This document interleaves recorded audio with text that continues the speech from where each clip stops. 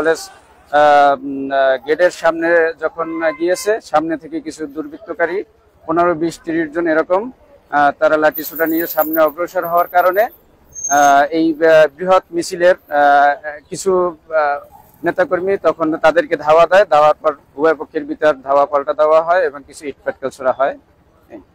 তবে আমরা 2-1 জনকে দেখছি যে একজন রাস্তায় পড়ে গিয়েছিল, পড়ে গিয়ে একটু মাথায় আঘাতপ্রাপ্ত হয়েছে, আর 2 জন ইটপাটকেলে 2 জনের হাতে পায়ে একটু সামান্য জখম হয়েছে। এরকম আমরা এখানে যথেষ্ট পরিমাণ থানা থেকে অফিসার ফোর্স ছিল এবং আমি জেলা থেকে পুলিশ লাইন থেকেও মাননীয় পুলিশ সুপার মহোদয় 1 প্লাটুন অফিসার ফোর্স দিয়েছেন। আমরা এখানে নিশ্চিত নিরাপত্তার ভিতরেই আমরা ছিলাম এবং আমরা শান্তিপূর্ণভাবে সমাবেশটা শেষের পর্যায়ে যখন মিছিল শুরু হয়েছে তখন কিছু দুর্বৃত্তকারীরা হঠাৎ করে মিছিলের সামনে যখন লাঠিসোঁটা নিয়ে চলে আসছে তখন এই অনাকাঙ্ক্ষিত ঘটনাটি ঘটেছে।